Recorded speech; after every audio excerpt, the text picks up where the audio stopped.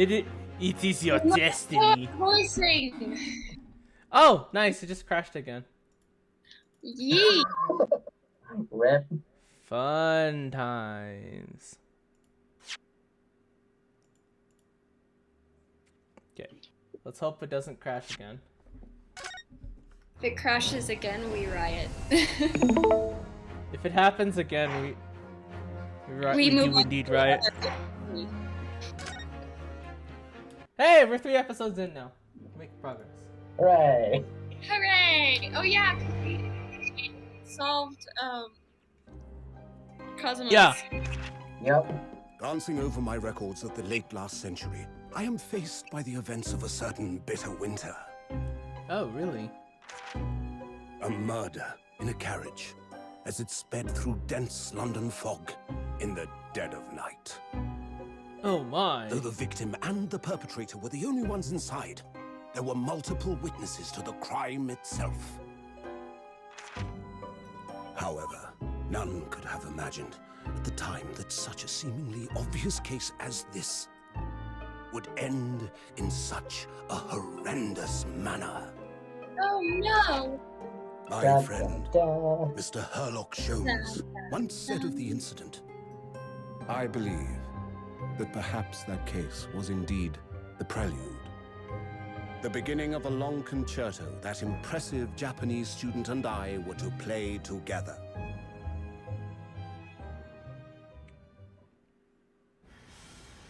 Oh hey, animation again.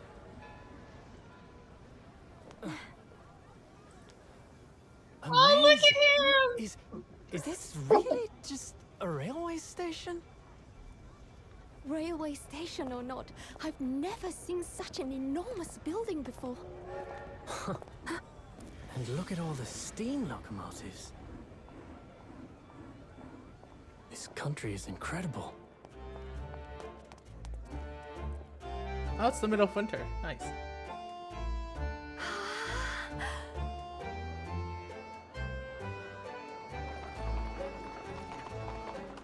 Early 1900s London. Lovely. I feel like I'm dreaming. So this is the capital of Great Britain. So, where to? Oh, hello. Climb aboard. I'll take you wherever you want to go. You're so In cute! the Supreme Court in Whitehall, if you wouldn't mind. My pleasure. My pleasure. They're so suppose you're, cute! visiting students from abroad, eh? Yes. Thought so. Well then, I hope you enjoy your stay. And welcome to the centre of the world, Great Britain's mighty capital, London. Ah, we're in London. Great Britain's mighty capital, London. Oh Jesus! What the hell is this?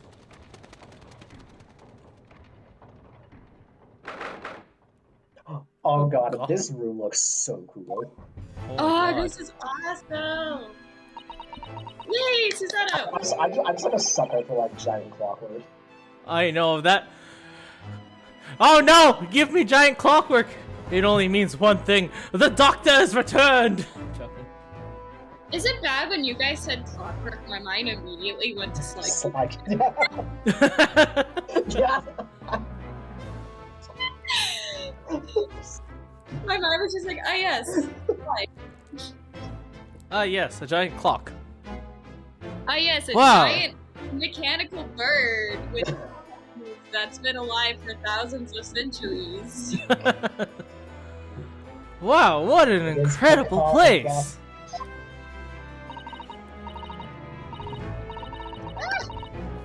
It's so imposing. It's almost suffocating. This place is breathtaking. It looks like a fortress. Most of these stone buildings have this 100 years.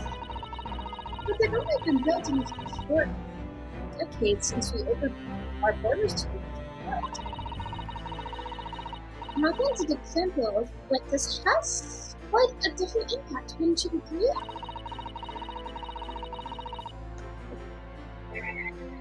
A far cry from the wood and paper most of our buildings are constructed from. It's certainly familiar. But I think there's more to the differences than just construction materials. What is this place again?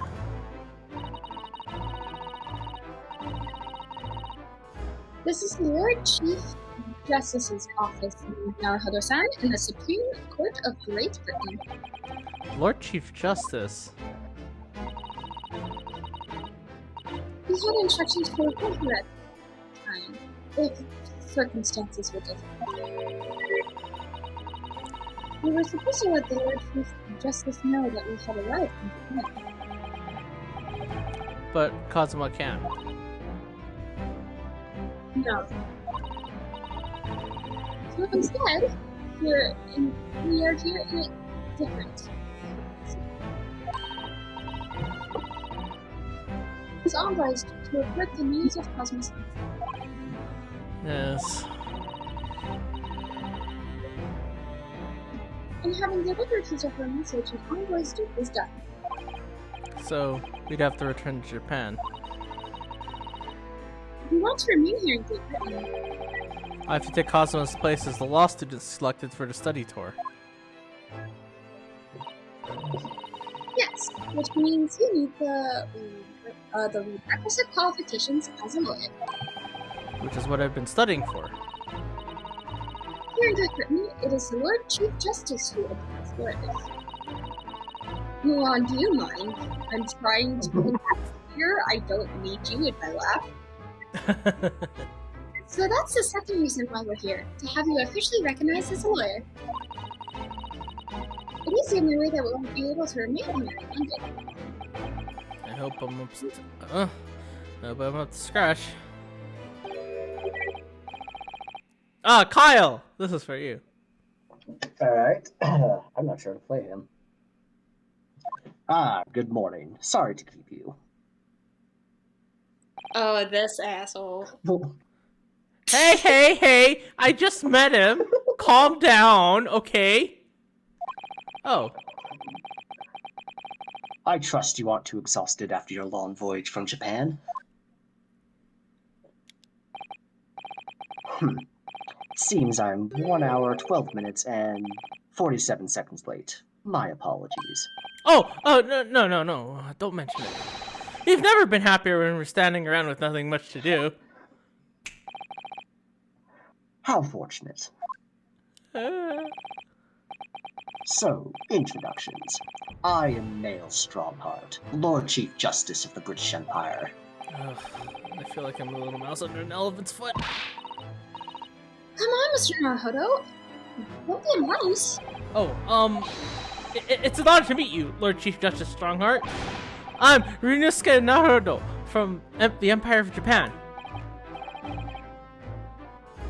Well, Mr. Naruhodo.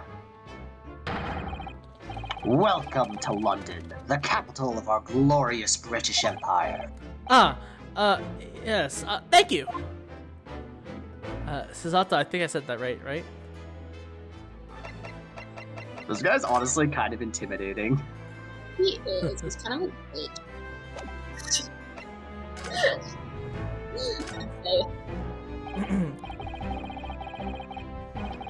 So, what are your impressions of our capital so far?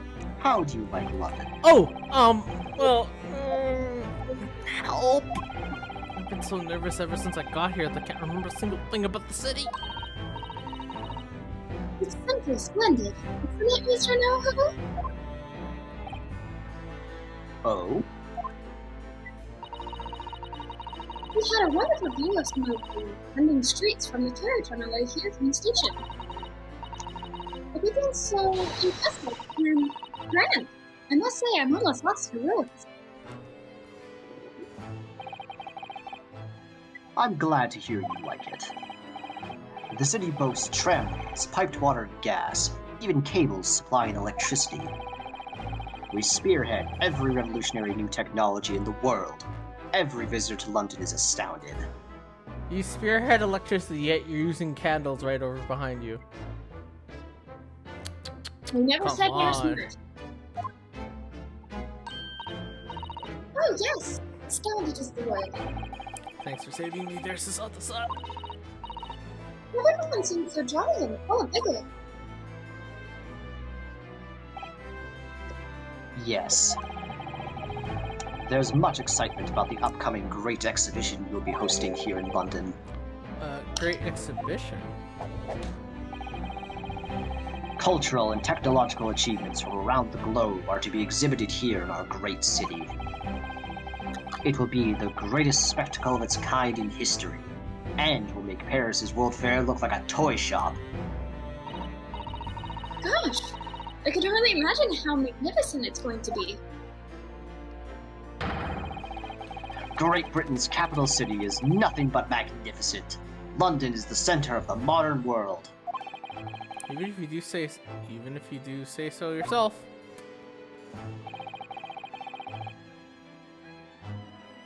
The sun will never set in our great empire. Perhaps it is fate that in these progressive times, we welcome visitors from the land of the rising sun. Lord Chief Justice, I think you were expecting a student of law for the study tour, weren't you? Absolutely. Mr. Kazuma Asogi, if my memory serves. That's right. The British government has already been telegraphed a full report on the situation. I understand the young man lost his life aboard the steamship bound for our shores. That's amazing! The news reached him before we even arrived. My country naturally extends its deepest condolences to yours. Oh, thank you. And you honored this appointment specifically to inform me of the news? Yes. We are here in the capacity of envoys from Japan to report the sad news in person. They tell me you Japanese are a people of protocol and courtesy, and I see that it's true. And it is with some regret that I must inform you that the death of the young lawyer means this study tour arrangement can no longer proceed. If you would just hear us out, Lord Strongheart. What do you have to say, madam? It's about the study tour. Mr. Naruhodo here would like to make a proposal. Would he now? Well, Mr. Naruhodo? This is it then. The moment of truth.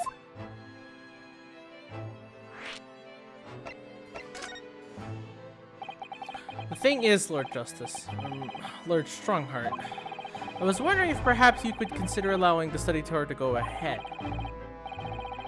Don't misunderstand me. Britain would ideally like to see the tour go ahead. But without a lawyer from your country, there's nothing to be done. Well, in that case, what if there was someone else? Another lawyer from Japan, I mean.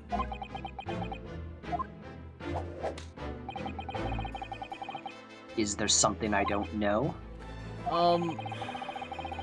Only a single lawyer was invited to Great Britain from your country, and that was Mr. Asogi. At least, that is what I've been led to understand. Well, the thing is, this isn't really going well at all. I just can't seem to find the right words to say it to this man. Mr. Naruhodo. I could ruin things here if I'm not careful. What am I gonna say? If there's someone else here from Japan who could be described as a lawyer, it's... me! It's me. I can do it. Is that so? I mean, I don't actually have any qualifications as such, but... No qualifications, you say, and yet you still claim to be a lawyer. I've acted as a lawyer in court before. Only once, as it happens.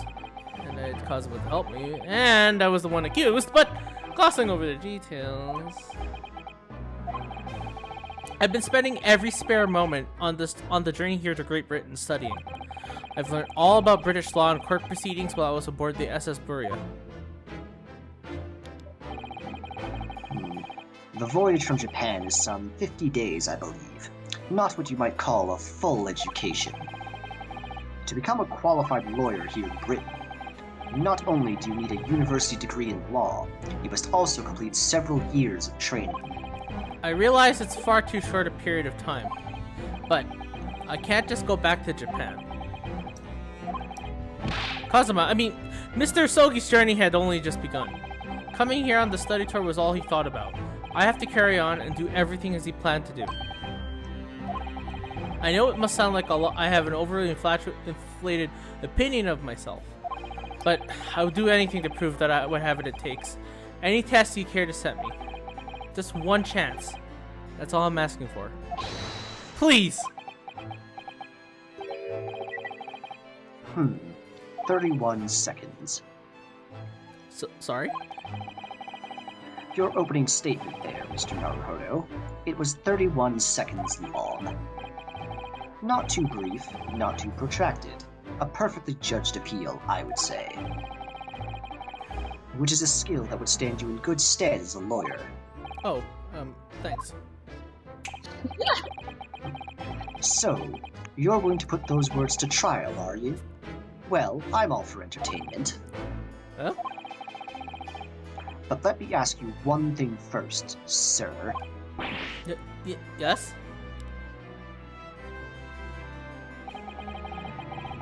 You say you intend to do everything Mr. Asogi planned to do. Are you firmly set on that path? Well, yes. That's my intention. I see. Am I imagining things? Or did his expression just alter a fraction there all of a sudden? Very well. You have your wish. I'll give you a chance. A test to become a specially certified lawyer. Whether you pass or fail is entirely down to you.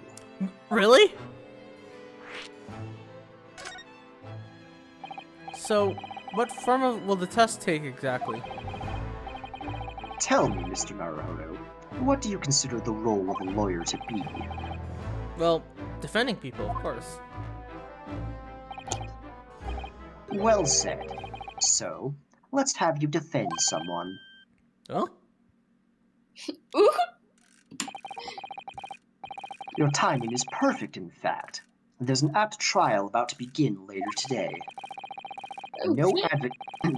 No advocate has been appointed for the defense as yet, so this will be welcome news. Today? Straight away? If you manage to secure a verdict of not guilty, you'll have passed my test. What could be simpler? Ugh, how do I get myself into these situations? Well, could I ask what sort of trial it is, Lord Sternheart? Yes, good question. Ah, I remember. Oh? It's a murder trial. A murder? An extremely simple case, I understand. You really can't lose. That's easy to say. But I should mention, just in case. If the defendant is found guilty, he will of course be sentenced to capital punishment. Capital punishment? He'll be put to death? Here in Great Britain, murderers are sent to the gallows without exception. Presumably, you read that much in your short C-based introduction to British law? What? We can't possibly agree to such a test. You're toying with a man's life. I am the Lord Chief Justice, and I've decided it's acceptable. But you can't do that! Can you?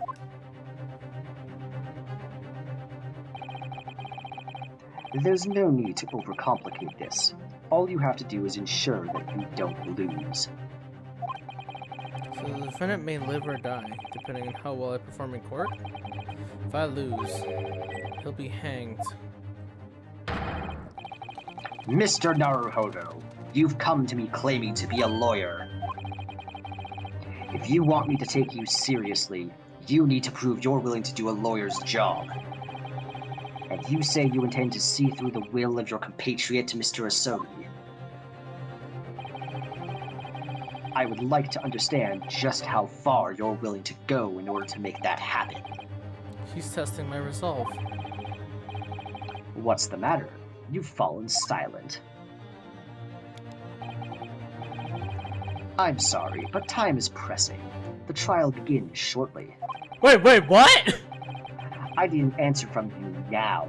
What's it to be? What do I say? Do I agree to this absurd test? Alright then. If I have to give you a decision now, my answer is... I can't do it! I can't get the words out! 15 seconds. Your decision-making needs work if you want to be a lawyer. That was too slow. So, it's as I suspected, is it? Sorry? You have noble intentions, but lack the resolve to see them through. The test is cancelled. Thank you for stopping by.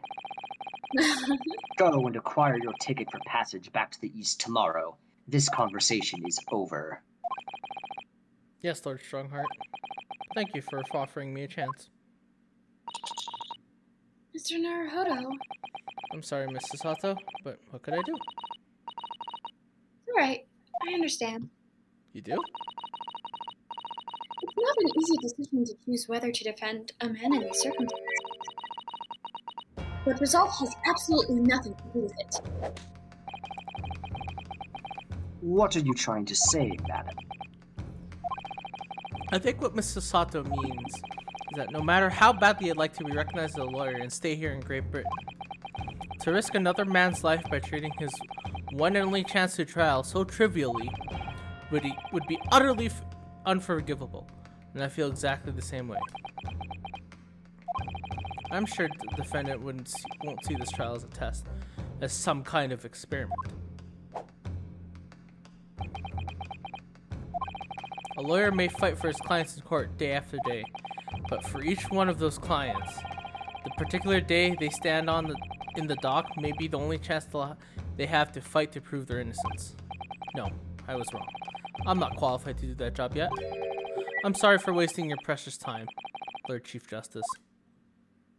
Alright, game's over! GG! Wait, Mr. Naruhodo. Oh, was there something else? It's approximately 20 minutes by carriage to the Old Bailey from here. If you leave immediately, you should still be there in time. But I just said that! I was quite serious in what I told you. The defendant in this case has literally no one to advocate for him. What? At this point, he can't hope to find someone to represent him. The trial will begin without a defense. And if that happens, there's only one possible outcome. He will receive the most severe sentence the judge can pass down. But that's awful! But that is the truth.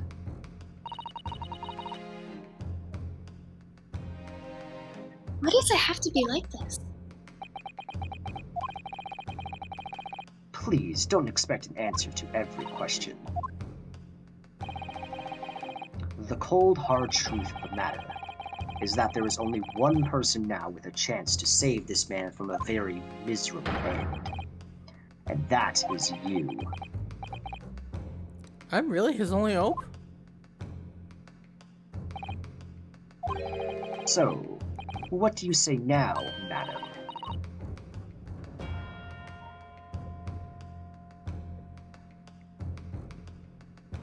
Stream, hello? Oh. Me? What do you mean, Lord Strongheart? Reduce the resolution, 15 FPS. I'm good. I'm good. No, it's okay. You said it wasn't an easy decision to choose whether to defend a man in these circumstances, and I agree. But in my estimation, it is purely and simply a matter of resolve. Oh. Our time is up here. I have a meeting to attend. I must leave in 2 minutes and 16 seconds. So, venture into our great city and enjoy yourselves.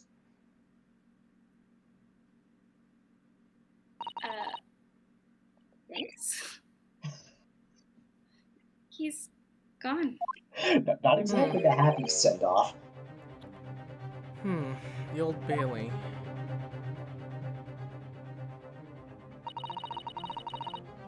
If we're going to do this, Mr. Naruhodo, we must leave at once.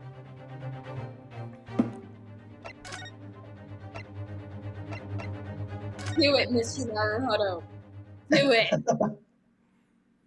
Oh! I think I said this before, but I'm going to say it again. I call dibs. Yes, you did. Okay. Oh, thank goodness. We're in time. There's still 15 minutes until the trial begins. Oh, I never thought a horse-drawn carriage could go so fast. I thought my teeth were gonna rattle loose. Did you hear what I said to the driver when we found the board? That is to a destination in 5 minutes, Trevor. And there's a genie in a field. It's one of my favorite lines. It's from Philip's strong story, and it looks connected. I'm not sure why you're pleased. I thought we were gonna die. And we had to pay gold for the privilege. Well, at least we arrived here before the trial started. Yes, I suppose there's that. Anyway, I don't understand it. The court clerk said that the defendant should be here. But there's no sign of him at all.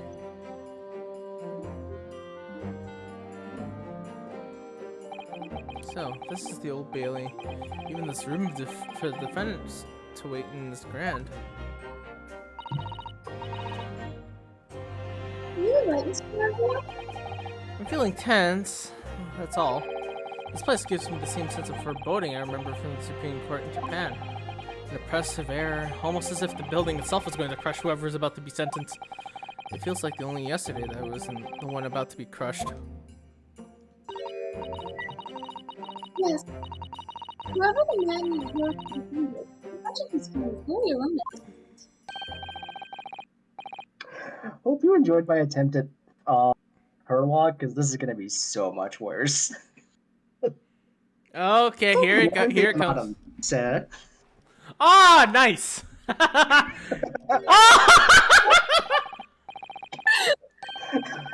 What he's doing following me here? Didn't they expect desperate, are they? So, sorry? What do you look at those expressionless faces? From the Far East, are you? We're from Japan, yes. Ah, Japan is it? Right, say no more. So, what do you need? No. We're just here because...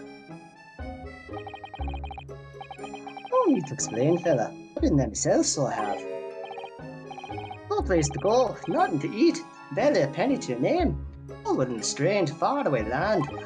Well, actually... well, we haven't found a place to stay yet, no. Tis grand, tis grand. Let me start by giving you 1,000 guineas. Say nothing now. 1,000 guineas? Oh, so this is why you said you wanted to reserve the voice. I approve so much right now.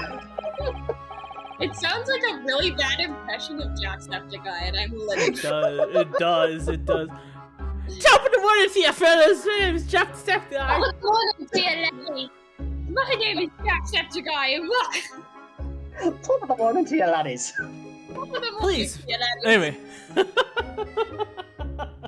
If I never watched this. I'm so sorry. It's okay. We're gonna roll with it. We're gonna roll with it. We're gonna roll with it. It kind of actually works with the person. Please, Mrs. Sato, you don't have to shout.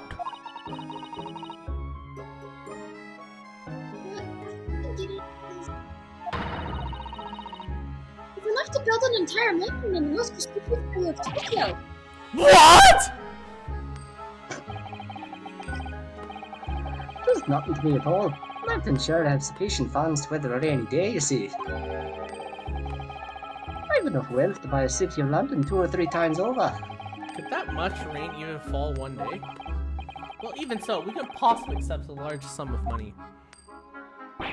Ah! That hit me in the eye! Ah, my eye. Don't get me wrong, fella. Give it to you, no strings attached. He wants you to do something for me. Oh? To be honest, it's a bit embarrassing. The trial's about to begin, you see. It's only good sail here. I'll be in the dock. So now, what you to do is... just come along with me and stand there beside me. Officially, you'd be my lawyer, but that's just a little detail now. Oh, well, the thing is... Don't worry about the thing. All you have to do is stand up there next to me, nothing more. Otherwise, you see, the trial's going to start without me having any kind of representation at all. So it's true. Lord Chief Justice wasn't just making it all up. I'm terribly sorry to have to ask, but does that mean you're the defendant in this trial? Blessed and blazes, do yous? Do yous not know who I am? Hey, one of London's biggest names. No, sorry. I've only just arrived in the city, you see. I see. Suppose it isn't altogether impossible. Ow! The light just shocked me! Kitty just shocked me! Ow! That's so unfortunate. Well, just next to Hyde Park there in the centre of London is another beautiful park. Sorry, a park? What? It is called the McGill Park, full of the blossoming flowers in the spring and sitting birds and whatnot. As Mulan enjoyed my terrible take on an Irish accent. It's okay, we'll keep going. We'll keep rolling with it. Donated to the city, so I did. Entire park? In central London? A city of smiles, that's my vision for London. It's not Magnus McGill wouldn't do for the city and its quail of people. That's amazing. I mean, really extraordinary. But now the gods have a good-for-nothing criminal, me, Magnus McGill. What's the matter with the London police, I ask you? Alright, don't pass out. Mr. Naruhodo. Perhaps now would be a good time to introduce ourselves. How the gentleman catch us here. Good idea.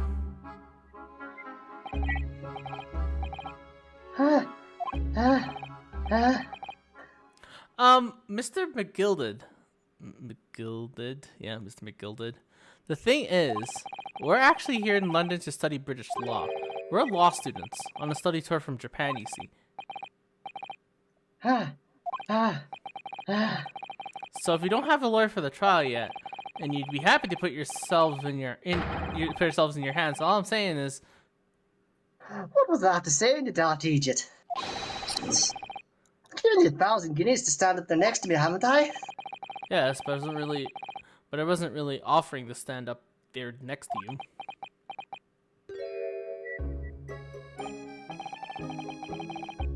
I think you see what's going on here.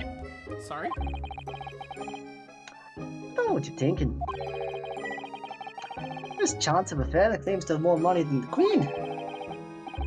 But if that's true, what a blazes can't he hire the finest lawyer in all of England?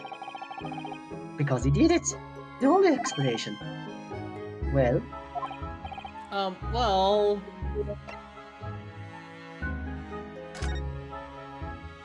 Not at all. Although it is a little strange, to be honest. Why don't you have a lawyer? I mean, That would be the fault of the Reaper. sorry? Did you just say Reaper? Aye, look at him Reaper at the Bailey. Lord Baroque Van Zeeks. He's the Wait, prosecutor. can I do him, please? I love Benzie. Van Zeeks, go for it. Sure, you got him. Yeah, I love Benzeeks. Oh, Van Zeeks is great. The prosecutor is the Grim Reaper? Because also, I just love doing prosecutors because they're kind of like Nice. bitchy. Actually, clarification. Andrew, have you even seen any of this yet? No, he's this is all new to me. Oh boy. This is all Oh, blind. boy. You are This in is- for a treat. This is all blind. This is a brand new blindness to me that I'm not aware of, so we'll find out. Alrighty. When Van Zeeks stands for the prosecution, they call the accused his sacrificial lambs. And to this day, in every single trial in which he's been the prosecutor, the accused has been damned. What? So it's reached the desperate situation. Well, there's no one willing to stand in defence against the fella at all. You could say he's a living legend of the Old Bailey. Goodness. Lord Baroque Van Zeeks. He must be an exceptionally talented prosecutor then. Talented isn't the word you're looking for, madam. It's cursed. Cursed? What on earth? The defendant is summoned, and his counsel. Please make your way into the courtroom. The trial is about to begin. His counsel? That would be me. What's time? Reverend fella, don't let me down. But I don't know anything about the case. You haven't told me what happened yet. I'm really showing your face here. I'd made up mine, so I had. Sorry? I decided I'd have to defend myself in there. How would that have worked? But then you made an appearance. Doing the law, wouldn't you know? There's no accident, I can assure you of that. Tis fate. So don't get cold feet now, please.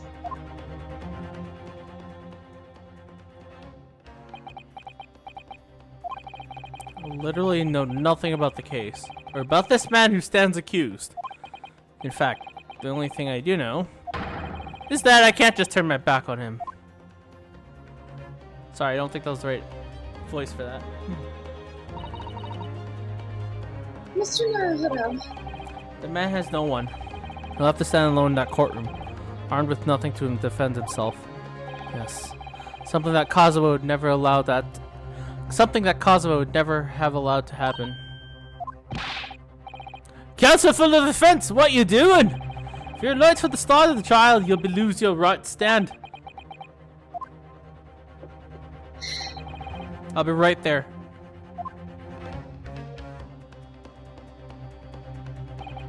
It's happening then. My first trial in a British court. I hope you're watching over me, Kazuma. Because I have no idea. How am I gonna manage this? Oh, nice. That's reassuring. Oh, it begins. It begins. The judge has to put on a different accent this time. High five! Oh, wow. This is really interesting. It's a cool courtroom. Holy shit. Anyway, so, this is the highest court in Great Britain. The Old Bailey. The centuries of history in this place is palpable, isn't it? It's so different to the Supreme Court in Japan.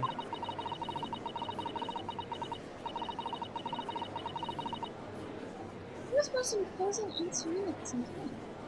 The atmosphere almost makes the words redundant.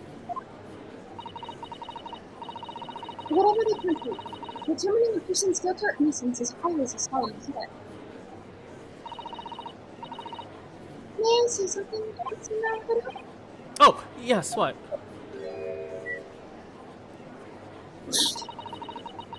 Your eyes are ready to put out of your head down. I know, but I just can't help it. Oh my god! Who is he? That's the judge. Oh, I gotta make a new judge voice. How am I gonna do this? In the name of Her Majesty the Queen, I hereby declare this court to be in session. We are here today to determine the guilt or innocence of Mr. Magnus McGill. I now call upon the counsels for the prosecution and the defense to declare their willingness to That proceed. was an intimidating judge, Jesus. Oh, Cameron, it's all you. The prosecution is fully prepared. That must be the Reaper of Bailey. He really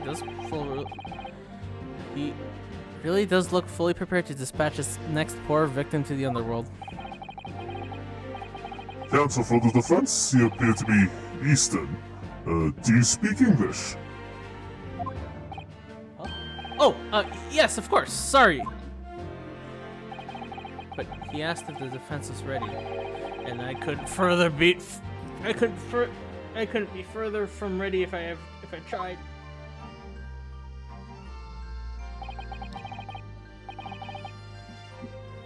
These eyes please me.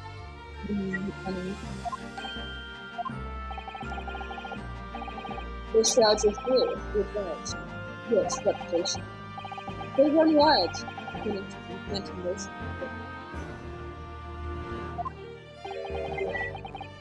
The quintessential look. Fat, the line. Cold shiver just ran down my spine, all the way to the tips of my toes. No, Mr. McGilded. Yes, my lord. You stand accused of murder. A capital offense. You could be sent to the gallows if found guilty. Are you quite sure you will trust your defense to this foreigner? Osborne said, my lord, it is a grand thing to give opportunities to the young. Even if the fellow is a student from some little island off in the Far East. There's not much way to ignore the dangers to yourself and give those less fortunate a fair chance. I'd like to think that acts of chivalry do the great British Empire proud. Listen to Mr. McClendon. What a fine gentleman of London. Did you hear he donated £5,000 to the government the other day? What the? He's got paid McClendon's park.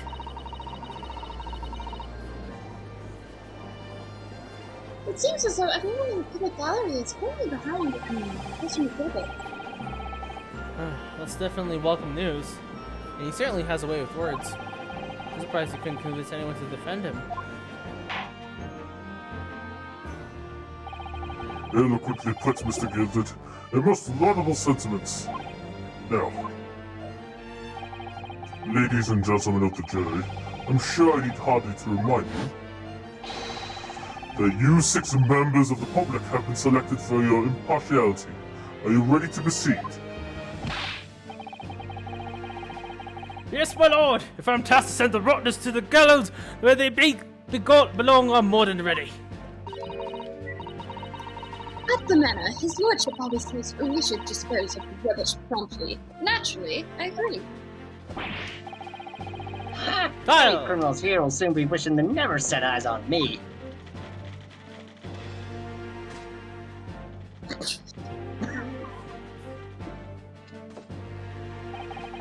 I feel chill. Oh, don't mind me, my dears. I'll just be getting on with my knitting. Must finish these knits for my grandson. Mr. Naruto, why?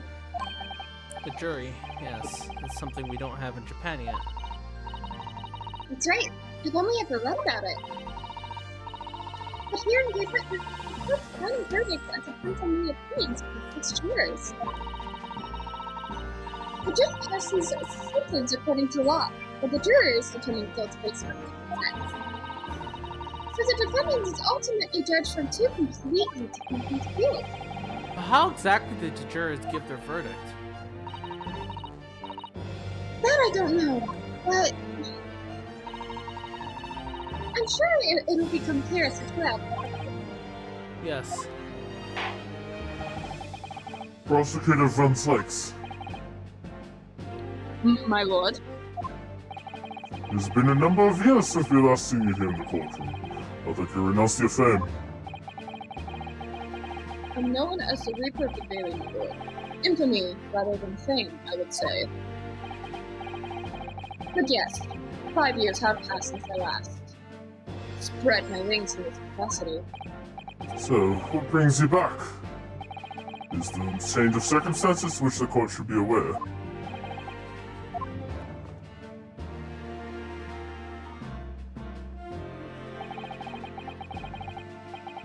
I leave that to your imagination, my lord. So, the Reaper has been out of action for 5 years. Why did he have to choose today of all days to make a comeback? Don't lose heart, Mr. Naruto. As you wish, sir. The court nevertheless welcomes your return. Now then, opening statements, I think. Summary of the case, if you please. Certainly, my lord. If your lordship is aware, the case of overwhelming simplicity. You must be the only ones in here who aren't aware.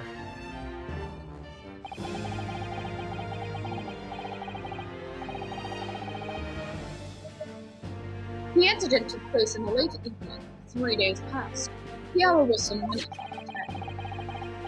The victim was a maker of building bricks, known in the community as Thrice Fired Mason. Sorry? Thrice? He was a very accomplished craftsman. The bricks he fired was said to be almost indestructible.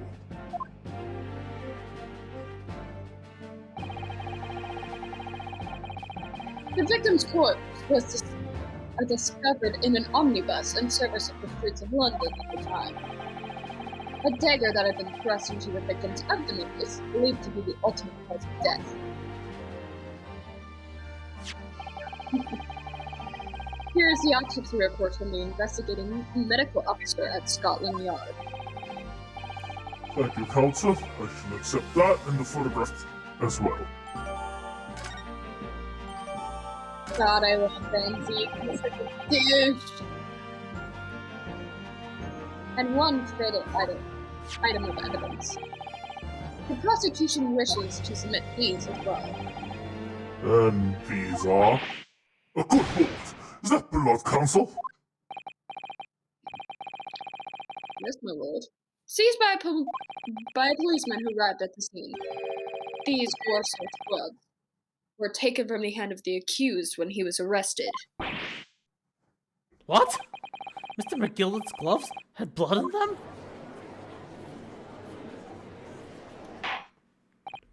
Yes, I will accept these as evidence as well. How did I get into this? That's a good question, but I'm gonna quickly look at the evidence right now. Okay, so victim is thrice fired Mason. He was a brick maker. So he was stabbed once in the abdomen with a knife while journeying from an omnibus. Died due to internal hemorrhage resulting from trauma. Okay. And there's the knife, and there's him. Okay. Seems pretty clear so far. The leather gloves. We're gonna quickly look at those before the trial starts. This is definitely blood, isn't it? Not the most pleasant sight to be confronted with in our first day in London. Well, nothing will come out of England now. No. By the way, is Mr. McGillicud right-handed? Yes, I believe so. He was playing with a coin in his weapon a little earlier. Ah, pity. If only been left-handed. I think blood on either glove would clearly intimidate. Is that it? That's all I have to see on this one. Okay. I'm backed into a corner before I even started. Continuing. According to the driver of the omnibus, there was only 2 passengers traveling inside his vehicle. Only 2? Obviously, one of those passengers was deceased. Mr. Mason. The other was the accused, Magnus McGilda. Well, rather damning circumstances to say the least. Defendant, what say you?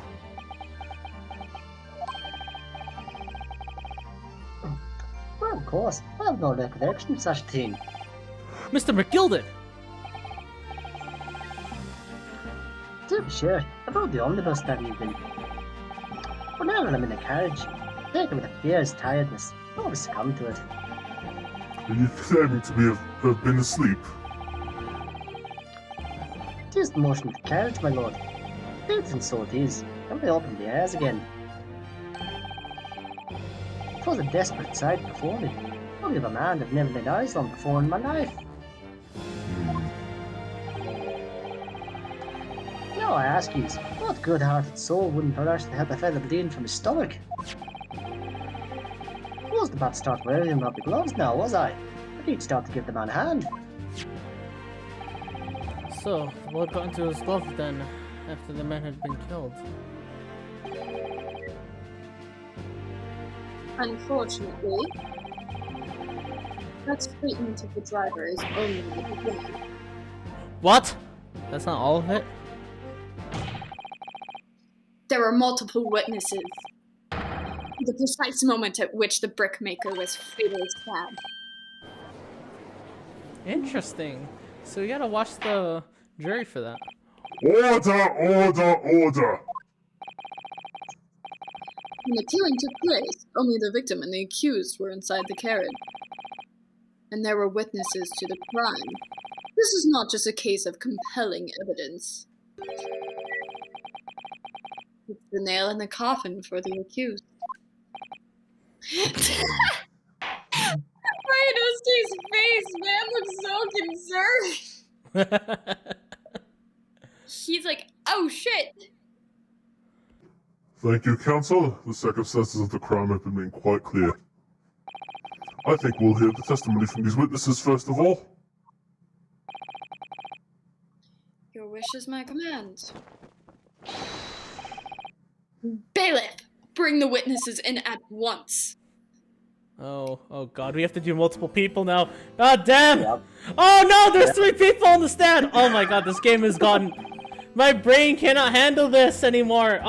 This is like 7 times Ace Attorney. This is like a voice like bonanza for us, because like... Oh, we have to do so many voices. I'm using like my normal voice for Suzato, and I'm trying to drop low for Van Zeeks. And I'm trying to get that like great British, you know? And then like I don't know. Hold on. Witnesses, your names and occupations. Sorry, I accidentally skipped it. Witnesses, your names and occupation. My name is Avery Coffee Pepper.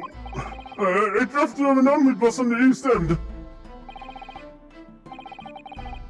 Bruce Fairplay. I'm a banker in the city. My name is First. Lady First. I make hats for gents. Let's begin by confirming the facts. As I stood 3 days ago, at a short time after 10 o'clock in the evening, all of you present in the stand were in an omnibus and witness to the aforementioned incident. Is that correct? Yes, sir. Quite right. Yes, sir. That's right, sir. Roach. Very well then, let's proceed to your formal testimonies, please. Each of you will tell the court precisely what you saw. Oh no. Not multiple. No!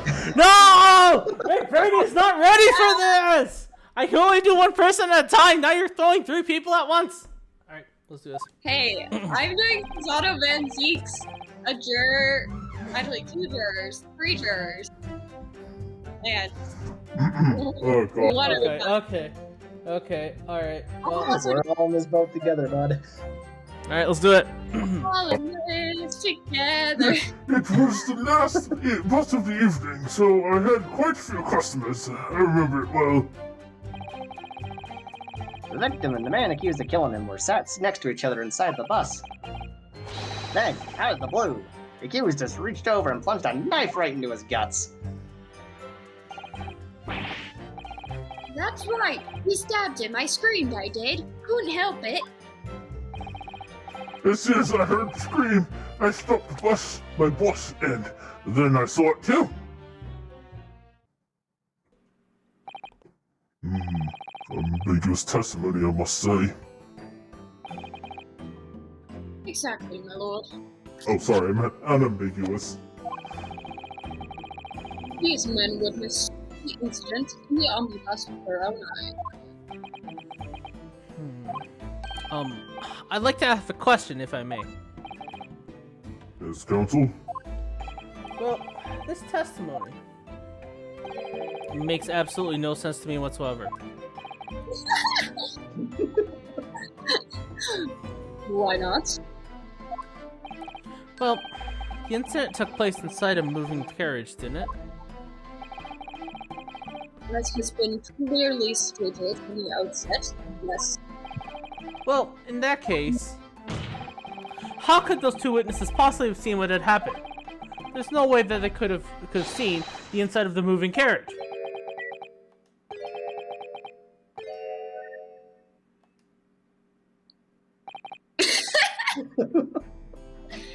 How? Wait. I'd read that civilization in the Eastern Island nations was a good century behind our own.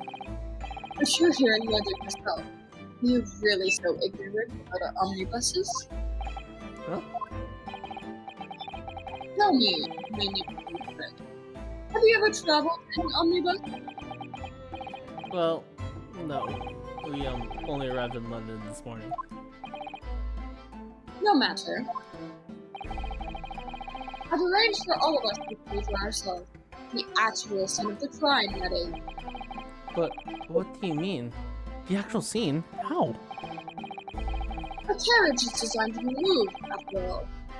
Presumably you understand that one. Yes. The omnibus in which this bloody crime took place is here today, in this very building. Here? What? The entire carriage? Bailiff! Bring forth the stricken omnibus. Wait, what? What the fuck? They brought a fucking omnibus to the court? They brought a whole ass carriage into this court. The mad lads. The mad lads did it. I mean, it's friggin' Baron Van Zeeks, of course. So that's an omnibus. The omnibus. I can't believe they could bring something so enormous in here. Great Britain's courtrooms are sure amazing.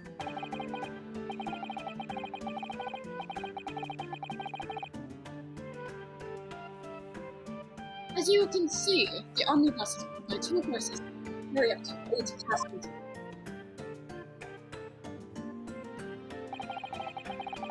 Four passengers seated inside in the enclosed cabin, and another 4 on the roof above. Every Londoner knows that the best views of the city's architecture and sight are to be had from the top of the omnibus. And I should point out to our foreign guests that there is a skylight to the roof, allowing for a view of the interior from the seats above. Ah, skylight. Oh!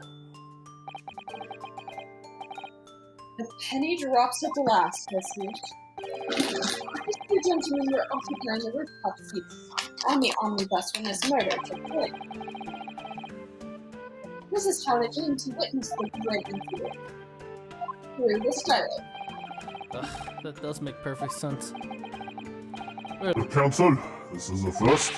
In all my years behind the bench, I've never experienced the crime scene itself being brought into the courtroom. That's Van Zeeks. He's a dramatic bitch. Anyway, moving on. There are a number of important clues remaining inside the carriage, my lord. I would like to submit the omnibus itself as evidence. That is the prosecution's wish. Oh my god, I just realized this hat moves. His hair moves.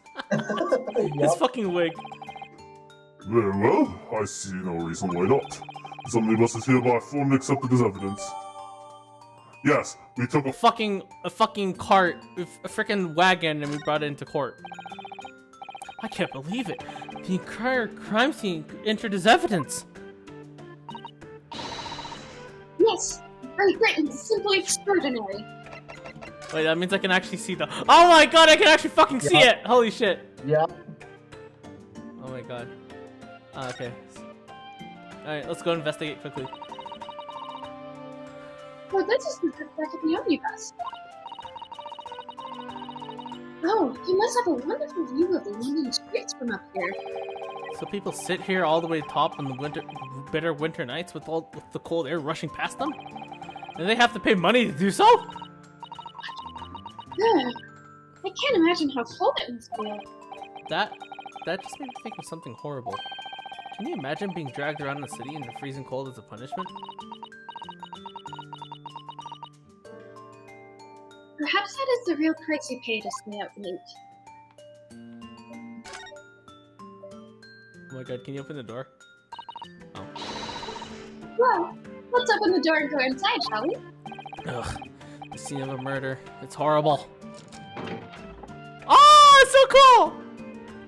Oh my god, this game's amazing. Oh my god, we got locked inside. Holy crap, this is a really cool piece of evidence. Holy shit. It's quite a large skylight, isn't it? Yes, we're large enough to afford a good view into the cabin from the roof. And there doesn't appear to be a handle or a hatch of any description. So I suppose it can't be opened from the inside the cabin at least. Ah, that's a poster for the great exhibition that's due to start 6 months from now. There's a lot of focus being drawn to the Crystal Tower, the centerpiece of the whole exposition. Oh, the Crystal Tower. It's under construction already, I believe. People all over London must be buzzing with excitement at the prospect of such a grand event.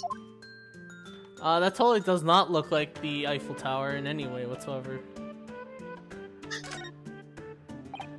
Ah, that's a poster for the great exhibition that's due to start 6 months from now. That's a lot of focus being drawn to the Crystal Tower, centerpiece of the whole exposition. Oh, okay, wait, I already said this. I was like, Edward, how is that?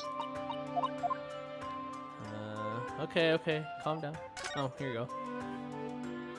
No. That's blood that's soaking to the seat. The victims, obviously. Yes, and that seems clearly visible from the roof deck. Would you really stab someone in full view of the passengers like that? I wonder. Well, it was after dark. And there was a light in here. So perhaps the culprit couldn't see anything outside through the skylight. Whichever way you look at it, doesn't seem like it was a planned attack.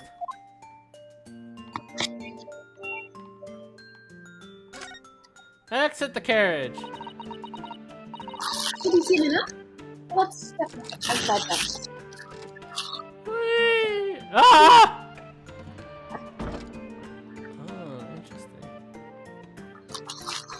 Yeah, this is one thing the Great Ace Attorney did absolutely, like, phenomenally, is, like, bringing us such, like, cool pieces of evidence into, like, the game. I just noticed that! Oh my god, it's Phoenix Wright Omnibus! Is the Phoenix Wright Omnibus? I actually never noticed that! You never noticed that? I just saw that at the back, I'm like, holy shit!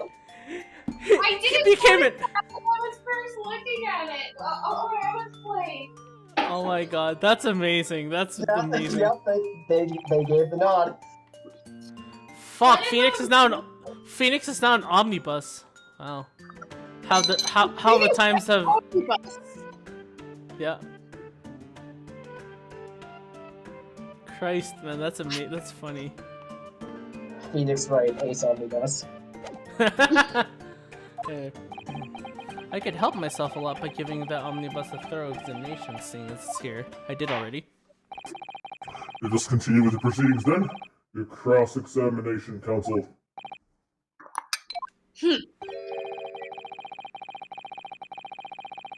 Right. Don't expect this Nipponese stray to understand the intricacies of a British court's cross-examination trials. Sorry, I have food in my mouth. Alright, my first cross-examination at a British court. Focus, Ryunosuke. Focus! I'm surprised how calm and collected he is. Hold it! Oh, I say hold it now! Yes, I think it was sometime after 10, wasn't it? Oh, yes, sir. That's quite right, sir. Ever so freezing cold. It was, sir. Freezing, in fact. And you had 4 passengers aboard at the time. Is that correct? Yes, that's right, sir. Not traveling with the same part of the bus, of course, no. I didn't see anything. I don't see anything wrong with them. And there were no other passengers when the incident took place. No one alighted, for example. Quite right, sir. No other passengers like that. None. Like that, no. None. So why don't we flood the scene of the crime then? I have to say, the boss insists on running it. He does, every evening. The last bus of the day.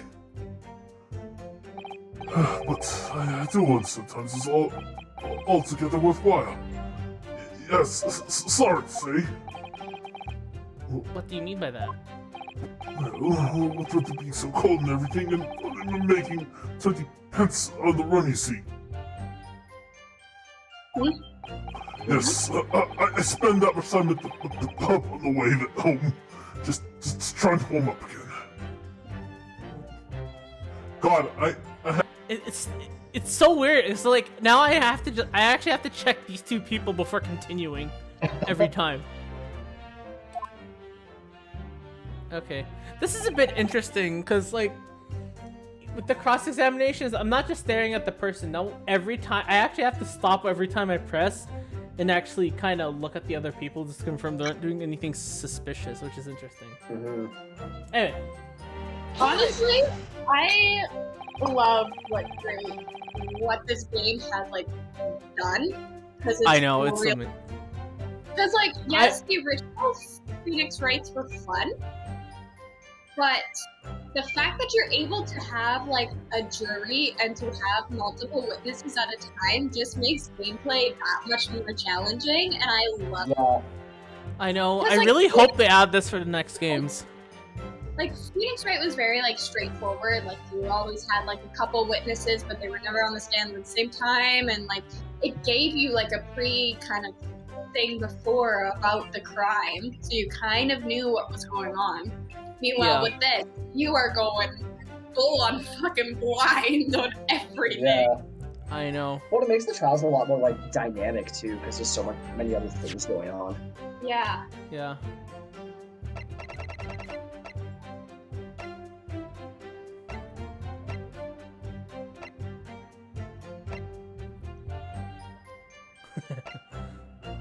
The 32-year-old man. We loved him. That's a 32-year-old man? What the fuck? Yep. Yeah, he's a 32-year-old man. He's 34. He's 21. It makes no Susano's sense. 16. Yeah, Susano's 16, I just noticed.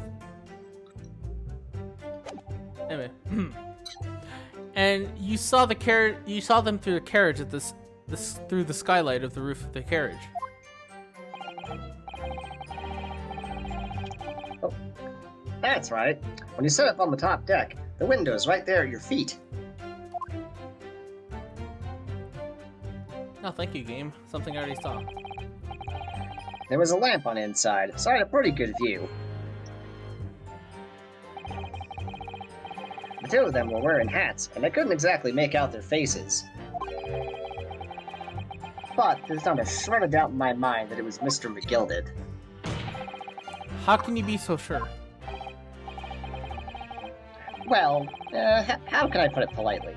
The Guild is a gentleman of a rather small stature.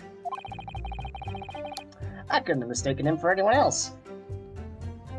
Sir, please fix your damn fucking hat.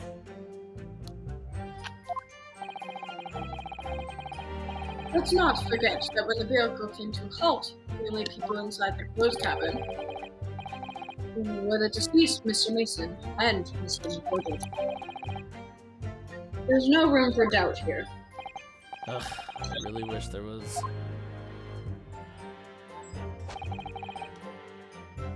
Hold it! You actually saw the moment it happened? Didn't I already testify to that? Oh, are our fair dinkum hard-working city bankers not considered trustworthy these days? Oh, no, I didn't mean it like that. This is no good. I've really got his back up. Perhaps you could just tell us what you saw in a little more detail, if that's... No, my lord!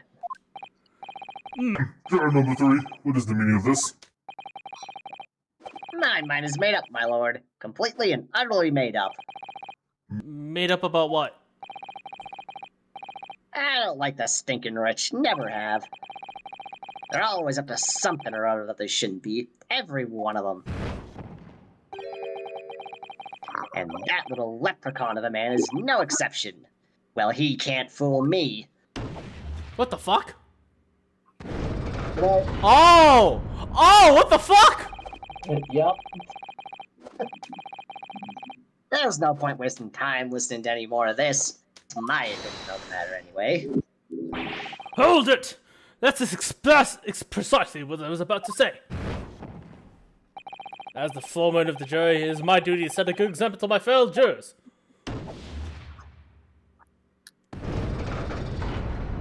Yeah. What's happening here? Let me see. Yes. This is how the members of the juries get to decide the verdicts. With fire? Apparently, yes. White for the innocents and black for guilty. As the 6 members of the jury make up their minds about the case, one by one, each must put a fire into the gates just to as we saw a moment ago.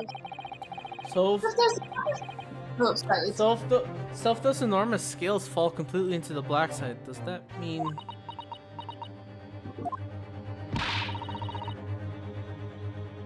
Let's do our very best to make sure that doesn't happen.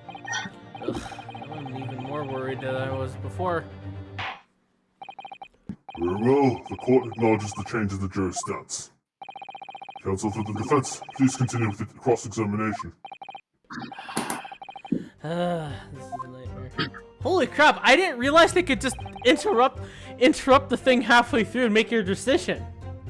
Yep. Yep. Holy fuck! Okay, well, this is interesting. Okay. Hold it! He stabbed him, you say? And were you sitting up on the roof deck? And you were sitting up on the roof deck, weren't you? Yes, that's right. I was up on the roof seats. I remember seeing the little boy sitting next to the fellow that was stabbed. Well, I already see an I can already raise an objection because the image clearly shows that he's wearing white gloves. I've been thinking about a new hat design, you see? So I was just gazing absent-mindedly around. But then I happened to look down through the skylight. It was sticking right out from his belly. That huge bright knife. A grim sight indeed. Oh, that didn't help me at all. Sure, it looked like they're even more convinced that my client did it than they were before. The person made it look even more dubious than that Mr. McGilder is telling the truth. We only have some evidence to confirm his suspicion. Mr. First. Oh, yes? Yes, sir? Is this the knife you saw? Oh, good grief! Yes, that's it. The very one, sir. Is that... Yes, Counsel. That is the blade that was driven into the victim's belly like a stake through the heart. That is the blade of considerable size, Counsel. It is. And furthermore, the scabbard is emblazoned prominently with a certain initial. The letter M, which seems oddly familiar. Ugh. Oh, please no. And then from Magnus, perhaps? Or McGilded, possibly. Take your pick. It seems this particular big newly lends him for the magnificent mistake. Objection! Oh, but there's always M's everywhere. Yes! Like in Mason! Objection! Oh, that's cool. He has a different speech bubble, too. Oh my god, this... What? This guy has a different speech bubble when he says stuff. Holy shit, I just noticed that. Yeah, he does. Yeah, he does. It's the dramatic fucker, Baron von Zeeks. Of course he does. Yeah, no, Von Karma has things to learn from Van Zeeks. I know, right? Anyway. Von Karma has been outsassed. No, this man has much further sophistication than he does. No, personal opinion, this guy has, like, the Von Karma energy, but he's actually a likable character. Yeah. I mean, I like Francesca Von Karma, but, like, the original Von Karma was a total douche. At least Zeeks is, like, an actual, like, likable character. Yeah, he doesn't come off as... Usually. He doesn't come off as, like, really rude in any way. Anyway. He has that like, classy mood. Yeah. He's like a classier version of Edgeworth. Yeah. Yeah. Anyway, keep going. This blade is far too extravagant for a poor brickmaker to have owned.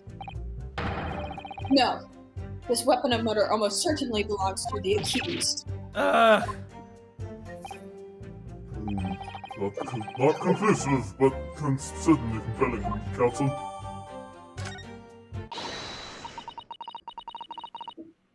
My lord, if you'll forgive the interruption. Juror number 2, go on. Mr. McGilder is a pillar of society and a gentleman. And a gentleman's word should be sacrosanct. However, those of us in service know we must accept hard truth. Wait, what are you? dispose of the rubbish. Oh, well, fuck, this is going well. Lizzie, get out. No! I don't do it because of them, but I do like to eradicate all traces of filth and grime.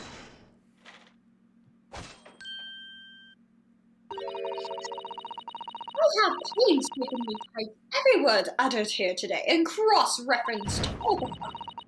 As such, I am now in a position to draw the only logical conclusion.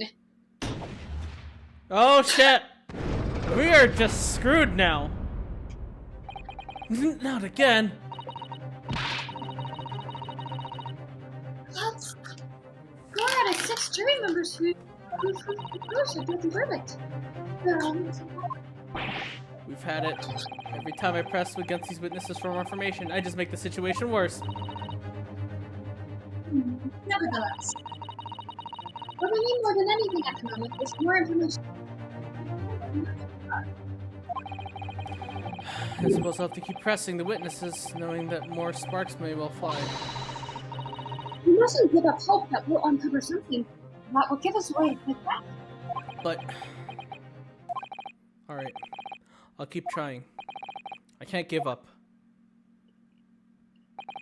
I just need to keep calm and listen to the witnesses' statements again.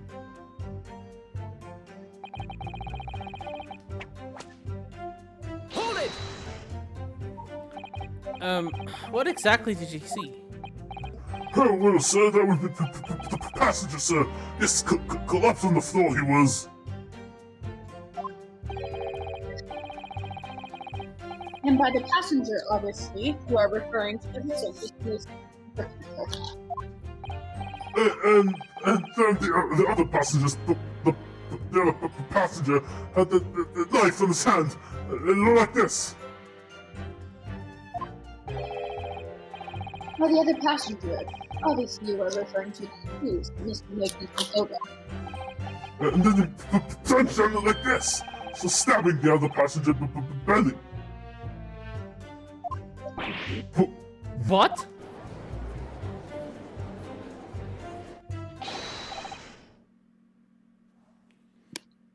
Oh, is that me? Sorry. My lord, I wish to speak! Yes, juror number 5. Do I take it that you too? As the master of the London Guild, the coachman, the idea of a murder being committed in one of my city's carriages is utterly abhorrent to me. It wouldn't be right to make a decision before hearing the facts, though, I said to myself. But I have heard enough now. The horse is bolted, as they say. No, please, just keep an open eye for a little longer. Giddy up, Silver Blaze, the finish is in sight. Well, we're fucked. Beppo is a long-standing member of the guild, and I trust what the man says. Oh, thank you, sir. You're too kind, sir. This is too unkind, sir. Which now means that 5 jurors agree to condemn this. The old lady still left.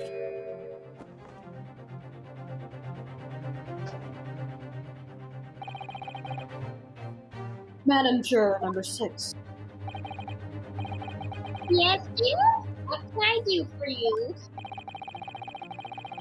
You've heard the testimonies of the witnesses in the stand. Oh, yes, I certainly have. I got my hearing, you know.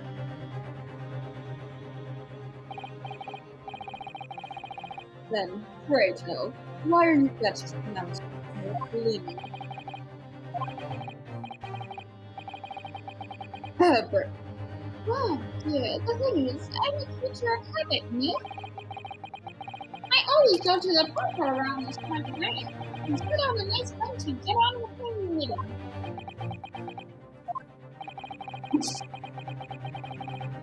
There's a lovely park just near where I live. McGilden Park, it's called.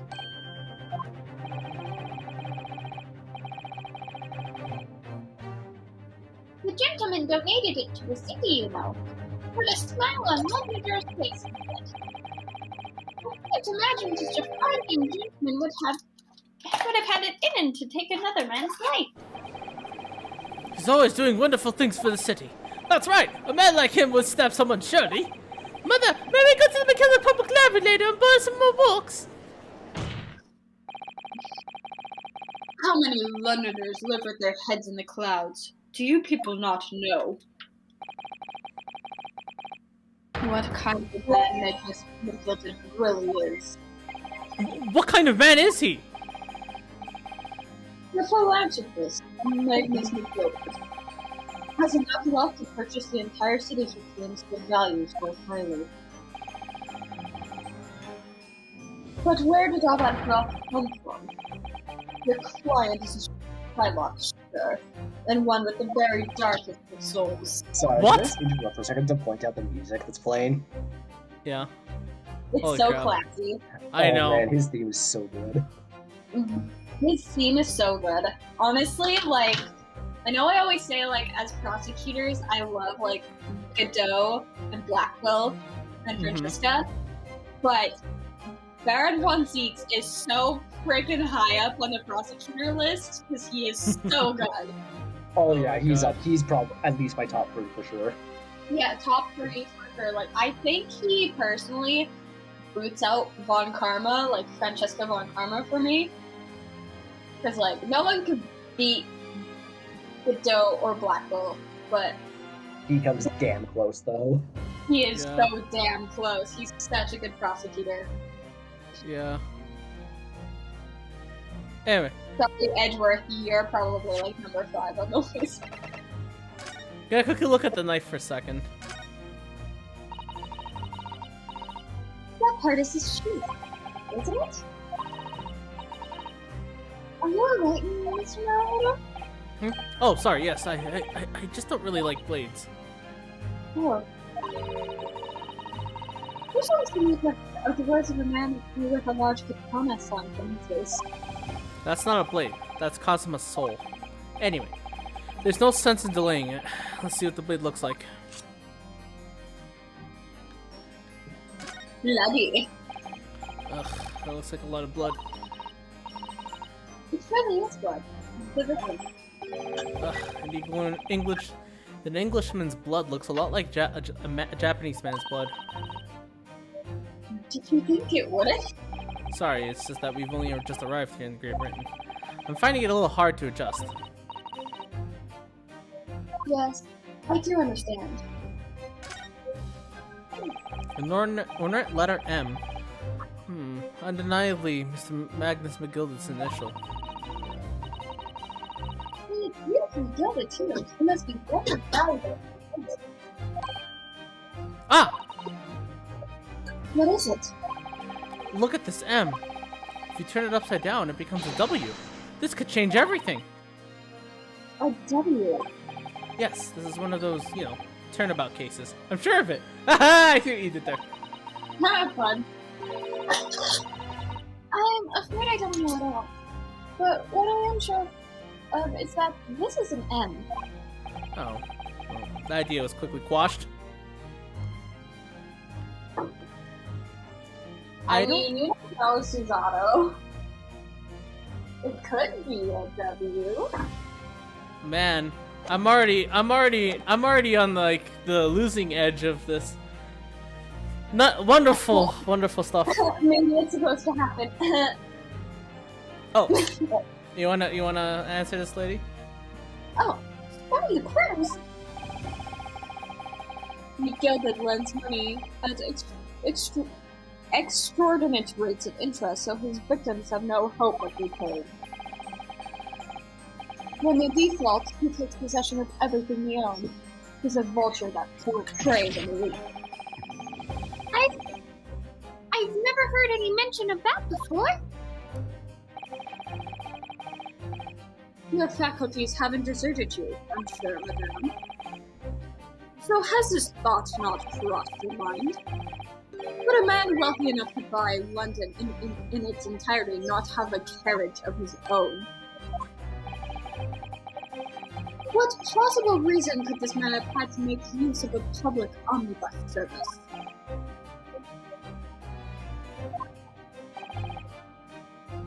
You're not saying that.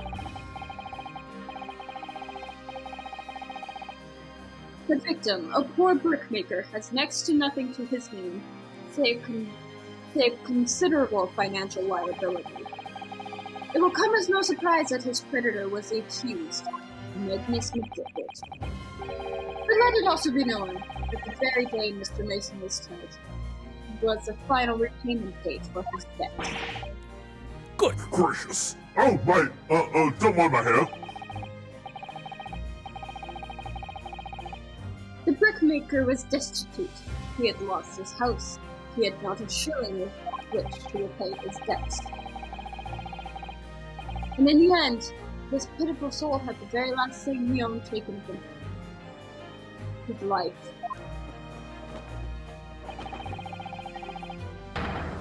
By the merciless philanthropist pretender, Magnus McGilbert. I don't believe it.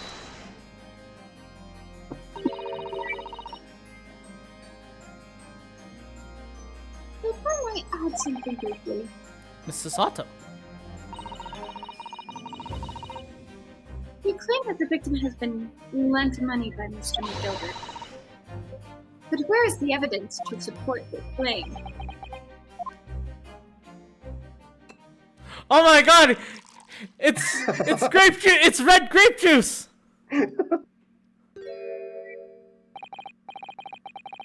Pray, forgive the discourtesy of filling my hollow chalice in a court of law. There it is. Lord Van Ziek's hollow chalice. How can this be considered acceptable? But I find myself in unexpectedly good humor. I'd heard ladies from the Far East would show great courage, but I didn't expect to experience it myself. As a judicial assistant to the defense, I'm simply doing my job.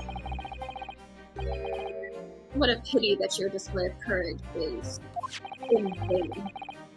This is the debtor's ledger, which details all monies loaned to the accused. You will find the victim's name clearly recorded in pride. Sorry, I'll be right back. Okay. Allow me to present this ledger as evidence. And pray forgive the discourtesy of raising my chalice in a toast to the Egmatic East at the same time. Marvelous toast, Counsel.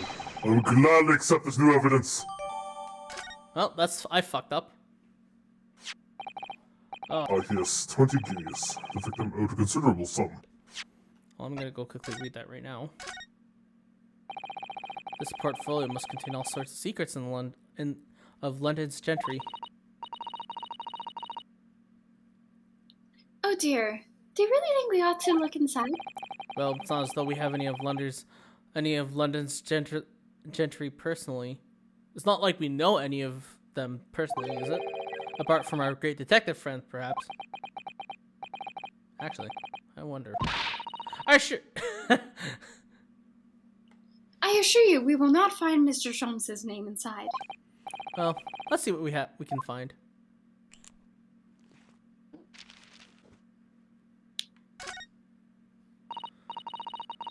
Gosh, it's crammed full of gentlemen's names, isn't it?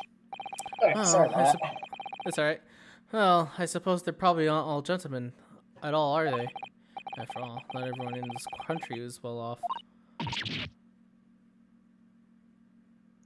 Ah, goodness! What is it? Look at this. Do you see the name here? Bruce Fairplay. Should that mean something to me? It does sound strangely familiar, actually.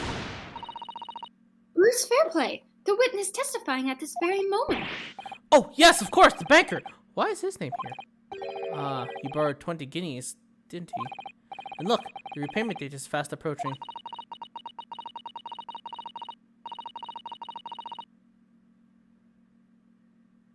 It's possible that this is just a coincidence, of course. But this could be very useful information.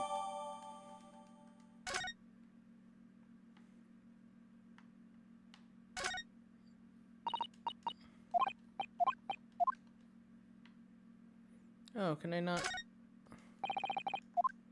Is that it? Oh, okay. Rip.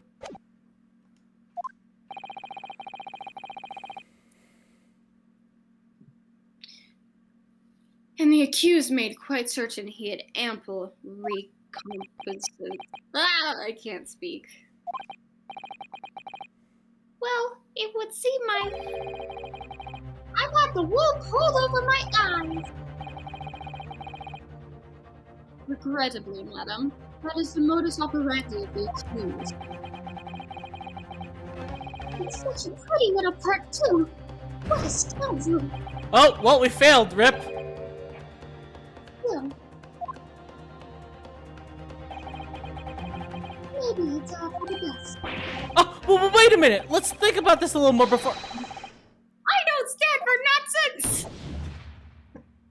The old grandma has sealed your fate. Oh, well. I lost. Rhino's That was face it. like, oh, The last shit, juror's decision. wrong.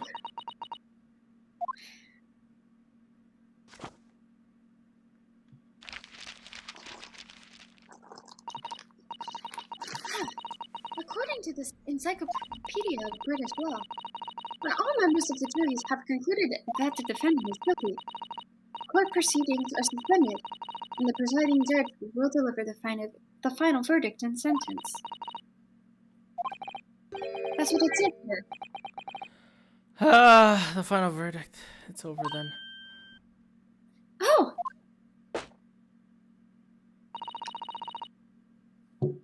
There's a footnote, though. A footnote?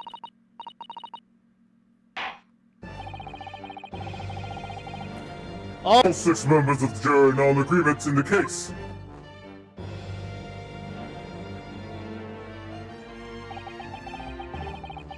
Allow me to convey my respect and right to this one. According to the laws in this country, I will now conclude the trial by delivering my final verdict. I trust there are no objections. Mrs. Sato, please just tell me one thing. Oh, yes? You were in the middle of saying something before. The footnote in your Encyclopedia of the British Law. However, the defense. What did it say next? Oh, yes, of course. 1 minute.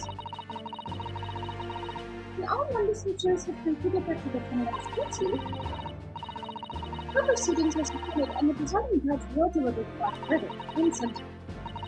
Then the footnote says, however, the defense has the right to demand a Summonation examination of the jurors at this point.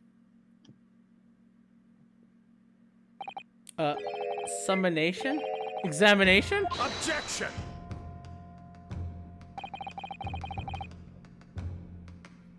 a summonation examination. From what century has the tome you have there been resurrected?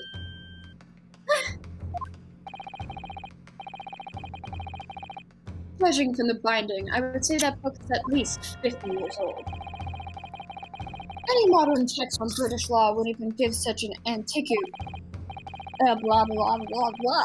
Oh, sorry. An antiquated procedure mention. Antiquated procedure mention. Blah blah blah blah blah. It's a relic, long forgotten, and certainly no longer practiced. So you're out of luck.